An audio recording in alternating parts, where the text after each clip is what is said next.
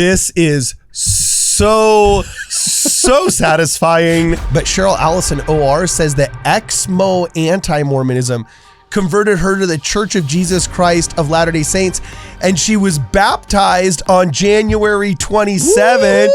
Woo! Woo! I also chose to be baptized after coming across some anti-Mormon videos of the infamous Jeff Durban and James White. Hey, there they are. These are delicious. This is so good. Funny. This is hilarious. So not only converting people, but keeping them in the church. Yes. Be the best, you gotta beat the best. And notice they all share a similar experience. They're all saying, I watch this stuff, and then I experience this stuff. We had a couple baptisms because of that idiot film. Because the things presented in the Church of Jesus Christ of Latter-day Saints, there's no single organized body. There's no single paid clergy that goes anti-anything. To beat the best.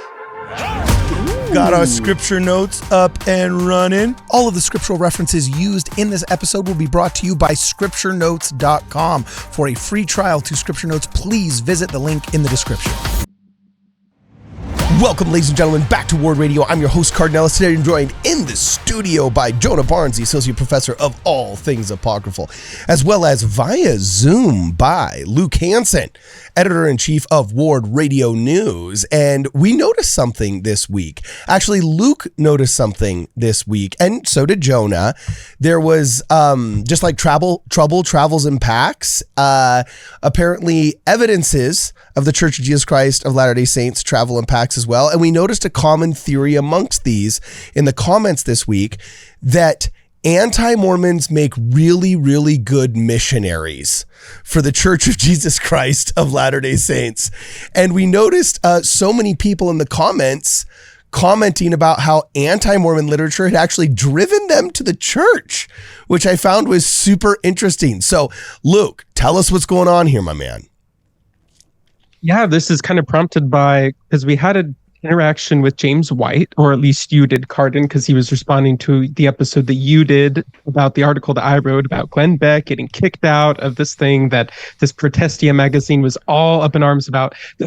The funny thing is, when I read that Protestia article, I was like, this sounds like James White. Like, I bet these guys are adherents or like disciples. They'll probably quibble with that language of James White.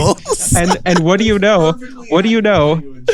Oh, I can't hear you, Jonah. Oh, wait, Jonah. Oh, whoops, I had the wrong one up. Sorry, Jonah. I was just going to say, that is perfectly accurate language to call the disciples. That's funny. I was like, this sounds just like the stuff James White would say. And what do you know? Apparently he follows them, this Protestia, which is not like a big, like not very many people follow them. It got like 15 likes or something. One of the most savage comments. Okay. Yeah, keep going. Yeah. Say it, Cardin. I was gonna say one of the most to move on from that. One of the most savage comments. The reason why I didn't react to Protestia or continue to engage or look up another article was because one of the evangelicals, it seems, I don't think they were Mormon, at the bottom. Like, first off, it seems like 2 or 3 other readers were members of our church or something like that, you know, so he must have pissed somebody else off.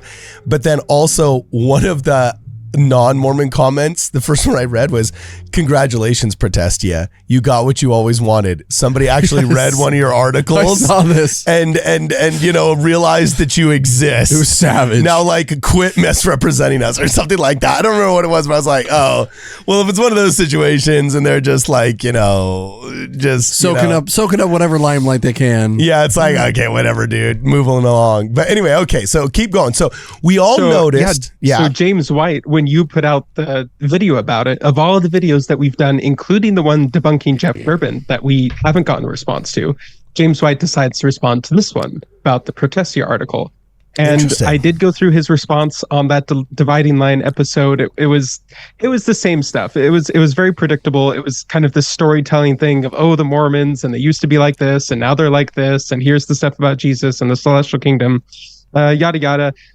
If you want to look at a doctrinal debunk of that, Robert Boylan just put out an excellent one on his YouTube channel. Highly recommend. He's a theologian, knows what he's talking about. More of James White's speed. He's trying to pick on us all the time. I don't know why he doesn't go after the actual people at his level, but that's just how he chooses to operate. So what's more of something that we can comment on is the fact that there are many people who join the church after seeing the type of rhetoric that Alan Parr has, and that was what kind of pushed David Boyce over the edge. You got the preachers outside of the General Conference that have pushed some people over the edge, and then you got other YouTube videos, including from those of John Dehlin and James White, that people get motivated to join the church, not to leave the church, which is the goal of these people, but to join the church because of them. I spent 20 minutes and got a sampling of like 9 messages. So I think we can just go through them. They are in the Discord under a separate thread. Okay. All right. And so the thread is called Anti-Mormons Help Convert People. Okay, awesome. On our group chat. We would like to offer our sincere thanks to James White, Alan Parr, and the entire anti-Mormon community. Thank you for doing your part in your small piece of the vineyard to bring people to the restored Church of Jesus Christ of Latter-day Saints. All those who can thank these wonderful unsung heroes of the church's mission to share the gospel with the world. Please share your heartfelt thanks in the comments below. Tell them what it means that they're doing their part in their own way. It's beautiful and it's inspiring. So tell them how you feel. I find it absolutely hilarious. The anti-Mormon, I find it so humorous that all these anti-Mormons have been screaming so wildly from the rooftops that they've actually driven people into the Church of Jesus Christ of Latter-day Saints instead of away from the Church of Jesus Christ of Latter-day Saints. And you say you've got all the receipts. I just pulled it up in the Discord. And the first one is an email. Are you talking about this email from this guy named? Yes. Well, actually, this is a note for editing. Let's just take that out because we don't want to just blast the guy's name out here from a private email. Okay, so cool. No, I hear you. Edit that name out. I'll edit that out. Here's the message. Here's the message that somebody sent to us. And all of this is from one YouTube video, you guys. There's one YouTube video that Cardin made about how the tactics of James White drives people away from the church. And all these comments were only from that one video. It didn't go viral or anything. This is just our small sample size. And we got this many samples from it. So he says, I just want to say thanks for the work you do. I just watched an episode on James White, one that you did, Cardin. I used to be a James White, Jeff Durbin supporter. It was a spiritual experience that led me to reinvestigate the church. It was YouTube channels like yours that helped me see past their shallow arguments with 3 or 4 proof tests. I was baptized earlier this year, and it's been the best decision of my life. Thanks again. Wow. Oh my gosh. Wow. Beautiful. Wait, so Jeff White's anti-Mormon rhetoric and lack of proof and examples and evidences of his claims actually drove a member of his own congregation or his own movement or his own following into our church? Yes. That's called irony, boys and girls. That's called irony. Yeah. Is this that Streisand effect? Like maybe he was just talking about it so much and obsessing over it so much? It could be because Protestantism has 1,800,000,000 people. The Church of Jesus Christ of Latter-day Saints is like 17 million. So there's definitely like the more they talk about it, the more people who never would have heard of us before hear about us. So it's kind of like the Donald Trump, like, any news is good news. Oh, this is fun. In fact, I take it all back. I take it all back. James, no, you're right, brah. You're right. Brigham Young, like such a baddie. So bad. And I have no idea. Joseph Smith, such a baddie. I had no idea. Who these things that you in such a stunning and brave way have brought to our attention that I've never heard them before. Mm-hmm. Please tell me more. Totally original. I'm considering the real crime. Oh man. All right. Well, so yeah. Go to the next one. Go to the next one. YouTube comments so you can pull these up. These are public comments, so you can pull these up on the screen. Well, the last one I'm just gonna blur out the contact info and they can see the other stuff. But okay. Now we got more. Oh, I love this. Luke, thank you for putting these all up in the Discord. This is hilarious. Okay, so here's one right here from the Sword of Laban. Okay, let's see what they got to say. Hit it, Luke. Tell us what he says. My dad was investigating the LDS Church and wasn't sure if he should get baptized. The thing that eventually convinced him was, while pondering these things, he walked into his dad's encyclopedia. I think he meant like walked into the room with the encyclopedia and opened to Mormons. He read column after column of just awful, awful stuff and was shocked. There was nothing good in there. It was all hateful. In that moment, he realized that if there was this much bad written about a church that he knew from his own experience was so good and Christ-like, a church where he had felt the Spirit for himself and had seen the true love of God in its members and its works, then there must be something to it. The church must be true. There really was no other explanation, no other reason why it could be so vilified for so long by people who call themselves decent folks. No other reason why disparate forces should combine to try and tear it down. 50 years later, after serving faithfully, including as a volunteer bishop, I don't even know what that is, but as a volunteer bishop, he remained strong. It's funny how anti-Mormons can convince people of the truth inadvertently. Look at the fruits. By their fruits you shall know them. Wow. Huge. Wow. So cool. Well, a volunteer bishop is just one of our lay clergy. Every it's bishop. just a regular bishop. He's just saying that he was just emphasizing the fact that they volunteer and don't receive money. I see. Yeah. Now some people might say, oh, this is like a stupid argument. Like, oh, just because you saw one person who doesn't like him, that means it's true. I think they call it the persecution complex. Like Christ saying that all people shall be against me. So anytime somebody provides pushback, it's, oh, look, that's evidence that it's true. Yes, that can be taken too far. But even G.K. Chesterton, one of the greatest thinkers, one of the greatest, you could call him a theologian. He was more of an author and a newsman like myself, except he was British. So that's a big difference right there. Even he, in his book Orthodoxy, I believe it was, makes this argument of when he was researching the faith, he saw that nobody liked it. Like the fact that everybody would yell at Christ for not being not being more merry and not partying with people more. But then at the same time, they criticized John for being too removed from society. And so he's like, the fact that nobody's happy on both sides probably means that there's something to this. Well, so we kind of see that same sentiment reflected here in this convert. Well, this isn't nothing. I've been thinking about this lately with Christians in the modern era in the Western world. And just, we love our Christian brothers and sisters. But I've always thought about how they have this cultural dominance, how it's so easy. Yeah. It's so easy to be a Christian in Western America today. Nathaniel Givens in Into the Headwinds talks about how now we're not going through a time of a loss of faith. What we're really doing is just thinning the herd of the people that were cultural Christians. Cultural Christians, big time. And it's just so easy. And I think, being a member of the Church of Jesus Christ of Latter-day Saints is a lot more akin to what the original Christians were going through. And they were unpopular everywhere. Yeah, I could talk about this for days, but unfortunately, we got a hard out coming up sometime soon. We got more episodes. Oh yeah, no, we do. And we're going to get through every one of these clips. We're going to get through every one of these comments, but I'm going to say that yes, it's true that just because somebody's pushing back on your philosophy doesn't mean your philosophy is pure. Okay, that's obviously not on the table as an option. Okay, but when the Urban Dictionary was new, do you remember when the internet was still new? Okay, and Urban Dictionary came out and it was really funny. Was the Urban Dictionary before your time, Luke, or no? I remember. Okay, so there was this website called, urbandictionary.com, and everybody could upload what they thought the real definitions of words were, right? And so obviously the most comedic definitions in the world came out of it. It was absolutely hilarious. But, being a member of the church, after looking up all the vulgar words, I just looked up Mormon. What's Mormon mean?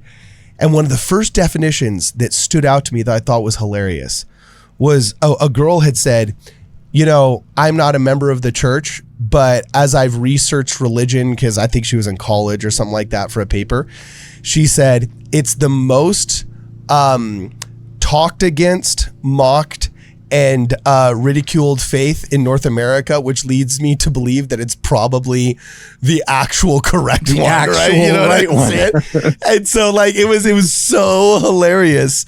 So I was like, okay. And she's like, the fact that they just take the persecution that's lopped on them ad nauseum is actually evidence of me of I don't know, maybe I can't remember. She obviously said it a lot better. It was, had a comedic phraseology, but yeah, there's a little bit of truth to that. It's not 100% true, but there's a little bit of truth to that. All right. So what's the next one by, Porter 6086 here. Why don't you read us that one? I see there's another comment on the screen here. This one's pretty good. Yeah, it says, my friend and neighbor was looking for a church to go to, and I invited her to worship with me at the Church of Jesus Christ of Latter-day Saints. She came with me one Sunday, but then afterwards said, no, thank you. I didn't realize you were Mormon. She had been told too many things about the church. I responded that I sincerely wanted her to find a good church she felt comfortable at, and that would draw her and her family closer to Jesus Christ. She spent a few years going to several churches in the area, but a couple months ago was baptized into our church. When she took discussions from the missionaries, she had such honest and good questions. She really studied and learned everything she could and made an informed decision. Similar to David's journey, it feels like a miracle that people join the church when there is so much misinformation, but God does work miracles in people's lives. It's such a beautiful thing to see. Whoa. So cool. So cool. Dude, how fun. Look at this. So she came to her friend's church, not knowing that the church... She didn't know it was the Mormon church. Yeah. She wouldn't have done it. Can you believe that? And then she kindly dismisses herself, saying, okay, I didn't realize the Church of Jesus Christ of Latter-day Saints is the Mormon church.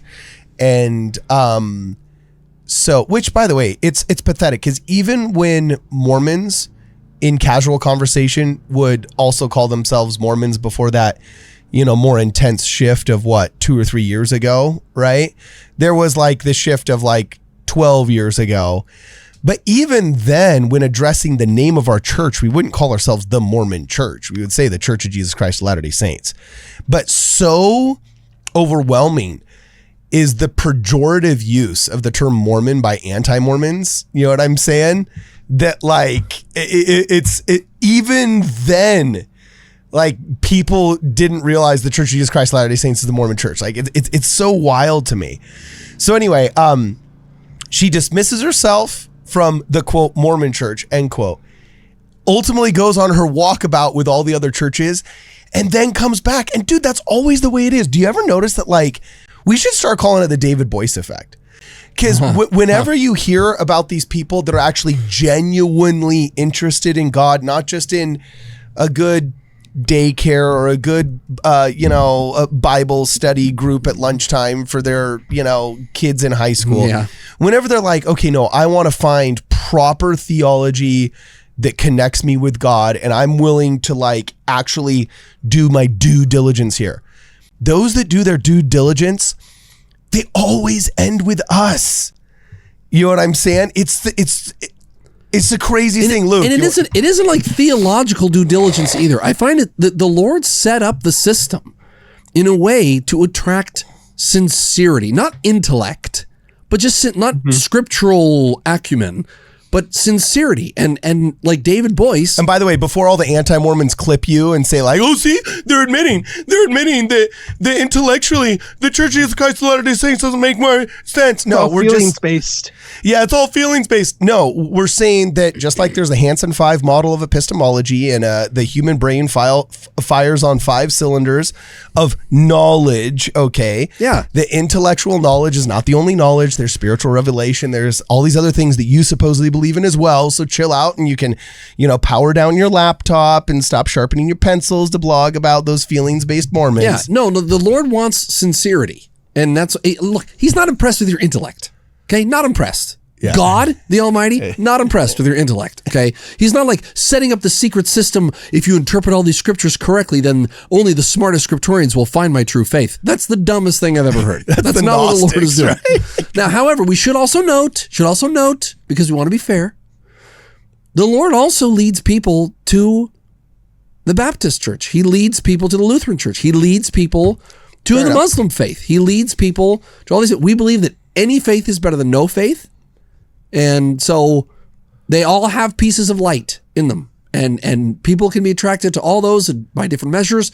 We just happen to have the most in our religion. That's all. So what's the next one, Luke? I do want to make a brief comment that you can get into a little bit of no true Scotsman fallacy if you're saying that all the sincere people end up in our true church. Well, what about this one person who didn't? Well, they weren't sincere. And then it kind of turns into a little bit of no true Scotsman. But you're right that we do have a number of stories we can point to where that definitely happened. Well, the no true Scotsman fallacy is the best fallacy. So, I mean, if we're going to be fallacious, we might as well be But awesomely is that fallacious. really the no true Scotsman fallacy, though? Well, if you were a true Scotsman, you would understand that the no true Scotsman fallacy is the best fallacy. Wow, shoot, got me there. Yeah. God, you tied me in knots there. Dude, I am old man wheezing today, dude. This is horrible, it's all those man. cigars. It's all those, Seriously. yeah. So, okay, here's the next quote right here. So this one's so interesting. This one's the OG anti-Mormon film, Okay. Godmakers. It's on the screen. Read it. All right. Read it. Years ago, probably 1985 or so, the local evangelical church brought the Godmakers to our little town. Only about 4,500 people at the time. Our little ward was somewhat concerned, but the bishop, this bishop's awesome. The bishop said we shouldn't really worry about it too much. He said that his experience from other places was that it actually softened up the town for missionary work. And so it was. We had a couple baptisms because of that idiot film, because the things presented there didn't square with their experiences. Oh, I love it. Oh, that is so And we've got to do a debunk. You've talked about the cartoon, Arden, but there's like a whole documentary thing of the Godmakers that I have clips for. So we will eventually get to a debunk I of have this the first film, edition print. I actually got a 16 millimeter first edition print of the you entire showed me it. the Temple of the Godmakers film. Beautiful. Okay. So that's interesting. So notice, so these people, they watch the film and it doesn't square with their experience. When With reality. anti-Mormon, some advice, okay? You have to be honest. When you're dishonest and you portray some insane cult, people know that you're lying. And then you lost them. Then you lost the plot. And people say, well, I can't trust these guys. And they say, well, I wonder, and you lose the trust. You have to at least be honest. You know, and this is my biggest they lose. advice. This is my biggest advice for people trying to draw people away from the church. And I've said this before. Cut it out with the whole, you have to convert them to Mormonism first before you can bring them out of Mormonism. All you're saying with that sentence is, I'm constructing a straw man when I fight them, when I debate with them. Yeah. I need them to adhere to my version of Mormonism because that's the one that I've trained myself how to attack. Yeah, you tell them, you say, but it's not the one they believe. You're admitting that's not the one that they believe. Yeah. So you have to convince them to adopt your straw man so you can take it down easy. Yeah, you have to be honest. Just cut it out. Like, I'm fine if you argue with people about the church. I think those things are kind of fun sometimes. A little bit of rigorous debate. That's just my personality. But don't admit to like, yeah, I'm going to construct a straw man here. Just go along with me. It's like, you have to tell them, you have to say. It's not useful. You have to say, can you imagine living 10 years on average longer, you know, and being around to see Disney destroy all their IPs that they're mining? Do you really want to do that? That's why you should stay away from the LDS Church. See, that's an honest argument. That's right? the best pitch for longevity I've ever heard in my life. There you go. You know, like anti-longevity. You don't want to be here to see that. You don't want to see Star Wars just being beaten like a dead horse by Disney writers. You don't want to see that. Do you want to see Kathleen Kennedy effectively destroy the greatest film franchise of all time so completely that your grandchildren will loathe the franchise? Like, that would be the most unbelievable pitch to a 50-year-old in 1970.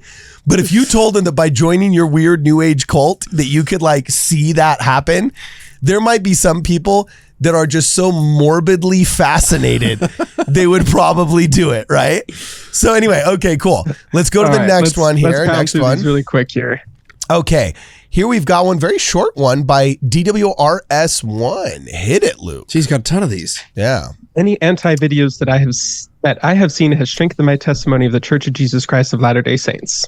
There you go. Oh, okay, Sweet. that's true. Short to the point. I did not know we were recording this episode today. I literally just had the experience was I was pulling some clips for Ward Radio. So I was watching a fair amount of anti stuff. And then while it was rendering, I decided to listen to Be Thou My Vision. Oh my gosh. The difference between those two forms of media is just immense. And I know which one I would rather be participating in. What's Be Thou My Vision?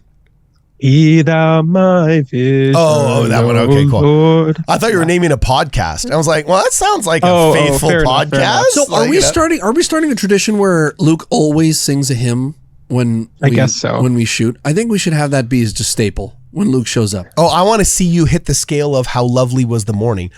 Yeah, that one's up there, bro. That one's up there. Okay, so this one's hilarious. Cheryl, Allison, and I assume OR is for Oregon, right? Either that or else an optional rock star. I don't know what she is. You know, optional, yeah. But Cheryl Allison OR says that Exmo Anti-Mormonism converted her to the Church of Jesus Christ of Latter-day Saints, and she was baptized on January 27th. Woo! Wow. Awesome. All right. Welcome, Cheryl. Welcome. Yeah. So how did, just finish reading the quote, Luke, how did Anti-Mormonism convert her to the church? She said most of the culty beliefs they complained about are in the New Testament, which made me curious about the church. So the anti-videos about how weird we are made her curious. Oops. Coincidentally, I'd also been watching 52 Churches in 52 Weeks. I was blown away when David Boyce announced his baptism. Oh, I like Cheryl. Dude, we That's got to so get cool. Cheryl on the show. I like Cheryl. We got to get the fresh convert on the show. Oh, cool. And she's a member of the channel, if you notice. She's a member of the channel. Oh, I didn't notice. Oh, yeah, you're right. That's Look right. at her right there. And so is the next comment, who was also just recently baptized. Wait. we So have you're latter- saying, hold on. You're saying that here's the proof positive right here, that this woman was watching ex-Mormon, anti-Mormon content, and all of the culty crap that they were complaining about, she realized is actually not necessarily in the canon of the church, but actually shows up in the New Testament. So you're really complaining about how generalized Christianity should be. Wait, so hold on. There's something that I'm missing here. Then she tunes in watching 52 Churches for 52 Weeks, led by David Boyce, the one that I said, is literally the epitome of the David Boyce effect. Yeah. You know what I'm saying? Yeah. And then he ends up converting. She's like, I was blown away. That's it. I'm doing it.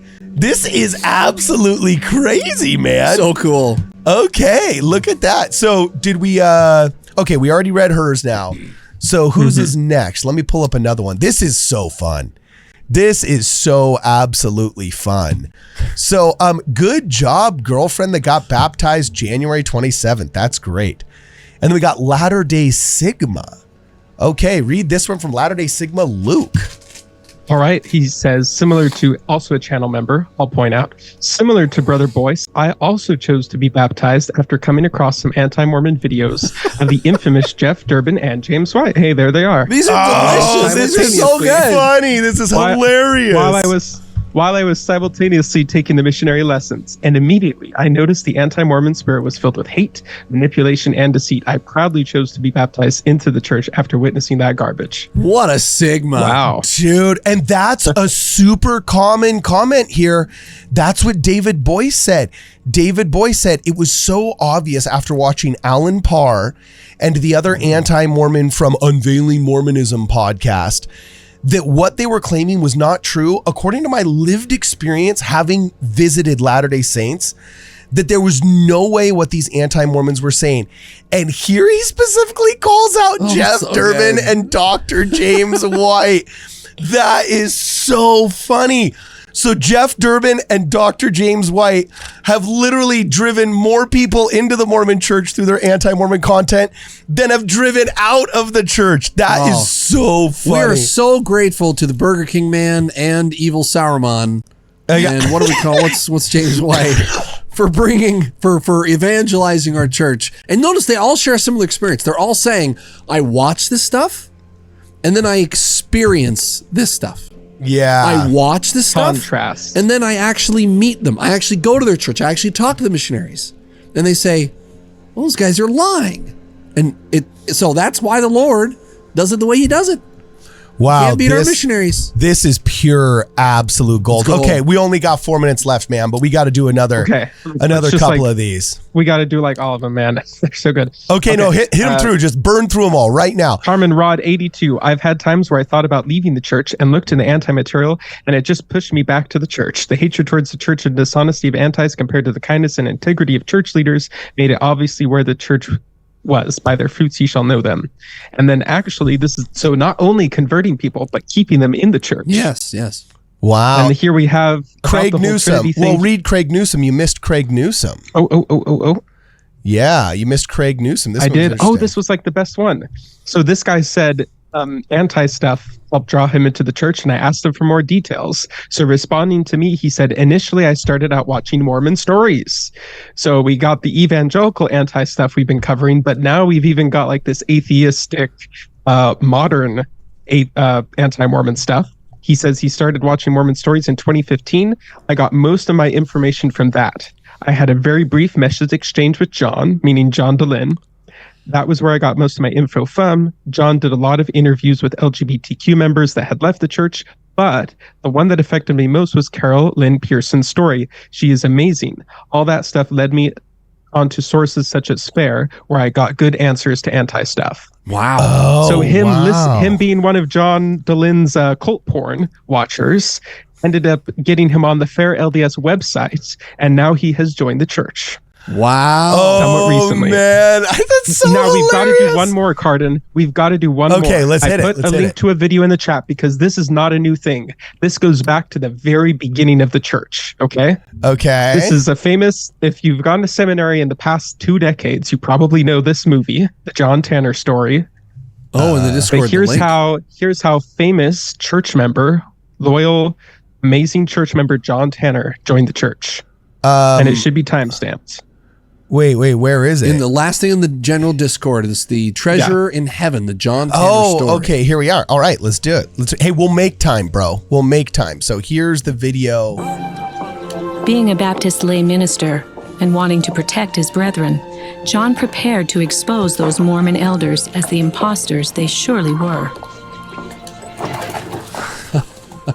I know that God has once again sent heavenly messengers to the earth, and that he has called a prophet, Joseph Smith, to reveal the words of the ancient prophets. John, I've had enough of this golden Bible drivel. Care to join Catherine and me for coffee? Most kind of you, Barton. But I'd like to hear them out. A Book of Mormon prophets said, "And now, my All beloved right. brethren." And the rest is history. Oh, okay. The rest is history. So He's terminally ill. I didn't want to include too much for copyright and time purposes, but he's like dying. And he says, I got to do something good with my life. Decides to go learn about those Mormons, not unlike Matthew, one of our other episodes with Matthew. yeah, that's And true. That's true. Sitting in the meeting with the missionaries, he's like, no, wait a second. And ends up converting to the church and giving money for the Kirtland Temple, for the saints moving out. He had like a fortune that he ended up giving to the church. Very wealthy businessman. Oh, really? Hugely wealthy He businessman. sold an island. Yep. He sold an island that he owned, along with like companies and stuff like that, to keep the church afloat. Whoa! And died basically penniless. He sold everything. He's a very successful businessman. He's who the Tanner Building is named after, where I got my MBA from. Oh yeah, named after really? John Tanner. With his sacrifice and his fortune, managed to bring the church through some of the hardest times. Whoa! He ended up dying penniless, and Joseph Smith gave him a promise before he died, and he said, "Your children will always be cared for." By the church, because you didn't leave the church behind. And it's just the sweetest thing. This dude took everything, he consecrated every penny he had. Dude, I gotta tell you, man, Chad, I gotta tell you, like, dog, there are only a couple of things where the rubber meets the road. You know what I'm saying? Dragging yourself out of bed to go to church on Sunday, that's a measurable quantifier where it's like the rubber can meet the road here. You know what I'm saying? And second is tithing. Like, everybody's a believer until you got to cough up some cash. You know what I'm saying?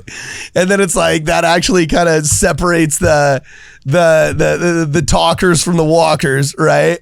So anyway, okay, there's one more here that I saw. If I'm not mistaken, Mondesir 3673. Yes. Why don't you this will be our end one right here from Mondesir 3673. Hit it. They say about the whole Trinity thing. Even as a child, I remember as an 11-year-old kid going to a Baptist church listening to the pastor. It didn't make sense to me because deep down, even at that age, I knew I had a heavenly Father and he wasn't Jesus Christ. I always wondered what the pastor was why what the pastor was saying was different than what I was feeling until I started learning about the LDS faith. Something just clicked. Everything I learned there just made sense, like I was learning about things I had forgotten. Oh, yes. Dude, look, I love this. Out of the mouth of babes, we hear the truth. And here's Mon this year, 3673, saying the obvious part, the quiet part out loud. The Nicene Creed, the Athanasian Creed, all these man-made creeds make absolutely no sense. And the gospel should be intelligible enough, as the Bible says. So all you sola scriptura people, remember, the Bible says that it has to be able to be preached to what? Even the plowboy, right? Right. And this hypostatic, unionized, all one, but God is Jesus, but no, they're mentioned separately, but they actually really aren't separate. So God is not Jesus, but he is Jesus, and he's your father in heaven, but he's really three fathers, and they're all the father, but one's not a father and one's a spirit. Like, that makes no sense. Dude, Carden, that was the best explanation of the Trinity I've ever heard. Yeah, and all of these Trinitarians, the hilarious part is Dr. James White makes his bones. Jeff Durban, the anti-Mormon Burger King of Mormonism, makes his bones. Mike Winger, Alan Parr, all these evangelicals, everybody except Dallas Jenkins, and they hate him for it, all right? Basically, every major YouTuber evangelical out there makes his bones trying to disqualify Mormons from the body of Christ because they don't believe in the Trinity enough, screaming from the rooftops that the Bible is the great authority on everything, but the word Trinity never even shows up in the Bible. Yep. They literally force us to believe, but that they hold our Christianity hostage and say, we won't give it back to you until you believe in this word in the name of biblical authority that doesn't show up in the Bible. And it's the most asinine thing, so asinine that simple 11-year-old girls in the Baptist church, you know what I'm saying, are like, that doesn't make any sense. You have to be old enough to brainwash yourself enough to believe in something as ridiculous as the Trinity. Young kids listen to that and they're like, well, that's just stupid, because they see right through it. This 11-year-old girl's like, well, that's just stupid, right? And it's like, no. You have to listen to James White for 10 years before you can brainwash yourself enough and lie to yourself enough and delude yourself enough to think that it's actually plausible. Yeah, you know? and so I got this link yesterday and you just reminded me of it. And we would never celebrate the demise of anybody's faith because, as you said earlier, some faith is always better than no faith. 3/4 faith is not 1/4 deficient, it's 3/4 beautiful. With us, the faith cup is always 1/4 half or 3/4 full. It is never empty. That's not the way God operates. That's not the way anybody should operate. But there's a reason. Southern Baptist lost 500,000 members last year because if your doctrine cannot truly connect people with God, you know what I'm saying, on a deep level that they desire, and there's something that all anti-Mormons have in common. You know what I'm saying? There's something that they all have in common. So, and we want to say it should be a cautionary tale. We're not mocking. We're just saying it's a cautionary tale. If anybody out there has left the Southern Baptist Church, okay, one of these 500,000 people, don't abandon all the good that church does because it's missing other things. Bring that good to the restored gospel, and we'll add to it. You don't have to lose anything. We can add to it. Don't sacrifice it all. Yeah. Because it's missing something that doesn't quite feel right. That's a foolish thing to do. Bring it to the church of Jesus. Bring it to Jesus in his restored church, and we can add to it, and you'll feel full again, and you don't have to abandon your old faith. You know? And really, it's a leadership thing. It's not a you thing. You know what I'm saying? Yeah. This has been one of the greatest anti-Mormon sects of all history. For literally hundreds of years. The Southern Baptist Convention has prioritized being anti-Mormon over the spiritual feeding of its own congregants and wide swaths. You'll notice in the Church of Jesus Christ of Latter-day Saints, there's no single organized body, there's no single paid clergy that goes anything other than maybe secularism and just these depressive atheistic holes that you end up getting into and our charity, you know what I'm saying? But there's no class like when you go to an evangelical university or a Southern Baptist university of like witnessing to your Mormon friends where you're taught why another faith is wrong. Yeah. Okay. There's plenty of people that have converted from other faiths because we're still young and we're still growing and so on and so forth. 200 years old is actually not that old in religious terms. You know what I'm saying? And so you'll have people that have individual opinions, but there's nowhere in our church where you get what is all over the Southern Baptist Convention, which is wild religious bigotry. And I know he's not as popular now because he's flip-flopped on a lot of things and so on and so forth. But Mitt Romney, the first time I heard a Mormon have the guts to say the truth about the North American Protestant Church was Mitt Romney in 2015, where specifically he called out the Southern Baptist Convention and he said, this is religious bigotry and there's no other explanation for it. And like literally he was like, I think they tried to exclude him from being able to talk on the importance of family somewhere else, you know, and he finally had the stones. And I'm sorry, this is why I know he's fallen out of favor in a lot of circles, but I still have respect for Mitt Romney because he's the only dude that stood up and said this is religious bigotry on behalf of the Southern Baptist Convention and it is wrong. So you'll have to go Google the exact context. Don't quote me on that one. But I remember the first time I heard the term religious bigotry, it was out of the mouth of Mitt Romney. I was like, oh. And it shows that it doesn't work. Yeah. Look, James White, John DeLynn, Southern Baptist Convention. It doesn't work. You got to add light. You got to add light and goodness. Oh, dude, this is so great. We got to get more of these. Oh, those are great. Can we put a thing on the Discord where people just tell their stories of how anti-Mormon content totally led them into the church? If they do it in the Discord or if they just do it in the comments on this video, delicious. Like an iterative cycle of we'll make a video of the comments, which will draw more comments, which will make another video of. Sure, we could do that. Delicious. Dude, this is so satisfying.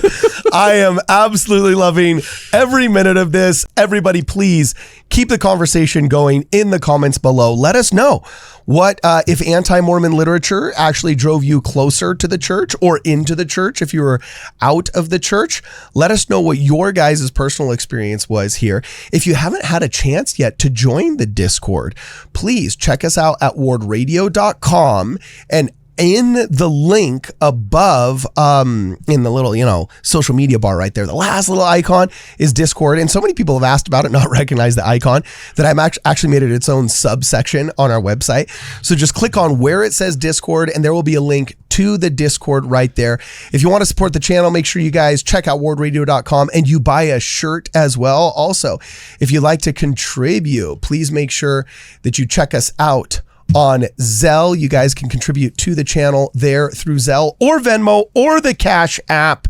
Both of those are either at Ward Radio or at Midnight Mormons. One of them, I think, goes by our old name, Midnight Mormons. So anyway, let us know what you guys think in the comments below. And as always, for this and more, please check us out at wardradio.com. Hey guys, thanks for watching the video. We assume if you made it this far that you liked our content. So please make sure that you smash that like button and you share this video with your friends. Also, if you haven't subscribed yet to our channel, please make sure that you subscribe and you press the alert button so you receive alerts on every one of our daily uploads. Now, we want to make sure that we keep all of this content flowing for free to you, the viewer. And to do that, we need your help. If you're a person of means, please consider a direct contribution through Venmo or through Zelle. And the links to those platforms will be in the description as well. Also, if you want to help us out, please make sure you buy some of our merch. We got really cool hats, really cool t-shirts for both boy and girl viewers, all available on wardradio.com. And while you're there, you can sign up for our Ward Radio newsletter. You can receive all the really great Ward Radio news directly in your inbox simply by putting your email address in wardradio.com. And finally, if you guys want to help out purchasing some of the equipment in the studio, you can always check out our Amazon wish list that is also available in the description of this video. And either way, whether you're pressing this button here to make sure you're subscribed to our channel, or whether you're watching another video here just because you like our stuff, we look forward to seeing you guys in the next program.